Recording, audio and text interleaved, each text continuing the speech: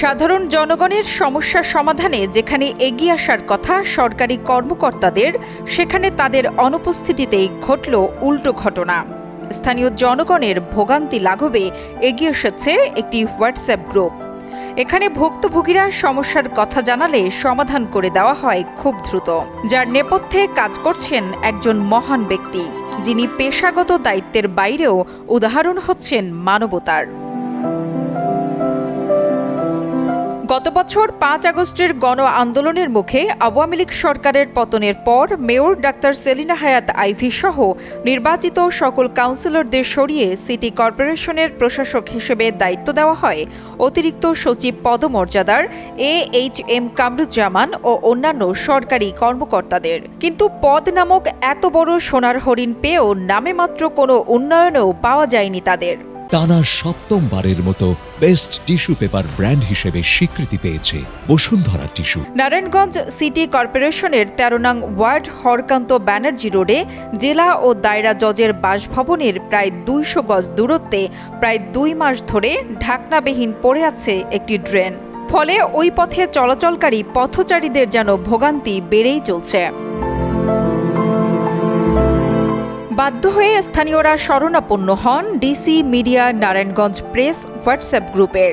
জেলা প্রশাসক মোহাম্মদ জাহিদুল ইসলাম মিয়ার ব্যক্তিগত উদ্যোগে ৬ মে রাতেই ড্রেনের ঢাকনা বসিয়ে সমস্যার অবসান করানো হয়। গণমানুষের সেবার ব্রত নিয়ে চালু করা ডিসি মিডিয়া নারায়ণগঞ্জ প্রেস ইতোমধ্যে নগরবাসীর ব্যাপক নজর কাড়লেও এসব সমস্যা সম্পর্কে জানেনই না নারায়ণগঞ্জ সিটি কর্পোরেশনের প্রধান নির্বাহী কর্মকর্তা। আমাদের সিটি থেকে ও কাজ নাকি করে দেওয়া হয়েছে, স্ল্যাবটা লাগাই দেওয়া হয়েছে। হ্যাঁ, লাগাতে হয়েছে আপনার 2 দিন আগে। সেটাই জানতে চাচ্ছি যে 2 মাস যাবত এই কাজটা কেন হইল না আর কি। সিটি কর্পোরেশনের পক্ষ থেকে 2 মাস তাদের নলেজে নাই, এর কারণটা কি সেটা জানতে চাচ্ছি আর কি। আচ্ছা, এটা আমি অফিসে জিজ্ঞেস করব।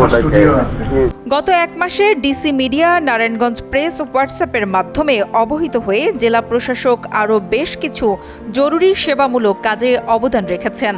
ঐতিহ্যবাহী জরাজীর্ণ একটি শিক্ষা প্রতিষ্ঠানের টয়লেট ও পানীয় জলের সংকটের কথা জেনে দ্রুততম সময়ে 4টি উন্নত মানের টয়লেট নির্মাণ, বিশুদ্ধ পানীয় জলের ব্যবস্থা নিশ্চিতকরণ, ব্যবহার অযোগ্য প্রায় 50 মিটার রাস্তা সংস্কার করে প্রশংসা কুড়াচ্ছেন সাধারণ মানুষের। দীর্ঘ 2 বছর যাবৎ অনেক জনপ্রতিনিধিদের কাছে গিয়েছিলাম যেন তারা আমাদের এই কাজটি সঠিকভাবে ঠিক করে দেয়, কিন্তু তারা আমাদেরকে সেভাবে ধর্ণা দেয়নি এবং আমাদের কাজটা তারা করেনি। তাই আমরা শরণাপন্ন হয়ে আমাদের জেলা প্রশাসক মহোদয়ের এই বিষয়টি নিয়ে তাদের সাথে আলোচনা করে এবং খুব দ্রুত সময়ের মধ্যে আমাদের কাজটি করে দেয়।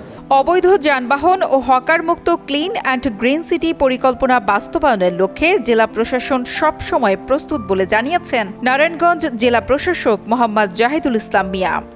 ক্যামরিয়ান স্কুলের যে রাস্তাটা ভাঙা ছিল সেই বিষয়ে আমরা ধরুন প্রজন্ম একটা সংস্থা আছে, তারা এসেছিল আমার কাছে, এসে তারা জানিয়েছিল, যেদিন জানিয়েছিল সেদিনই আমরা নির্দেশনা দিয়েছি এটি ঠিক করার জন্য। আর অবৈধভাবে সাইনবোর্ড লাগিয়েছে, ব্যানার ফেস্টুন লাগিয়েছে বা দখল করেছে, এগুলো আমাদেরকে আমাদের পেজে দিয়ে থাকে, তো সেগুলো আমরা ফলো করি, বিবেচনা করে সেগুলো আমরা প্রথম সারিতে রেখে কাজ করে যাচ্ছি।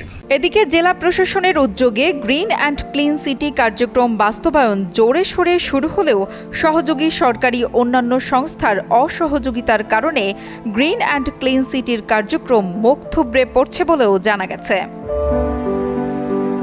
সুভাষ সাহার পাঠানো তথ্য ও ভিডিও চিত্রে ডেস্ক রিপোর্ট, কালের কণ্ঠ।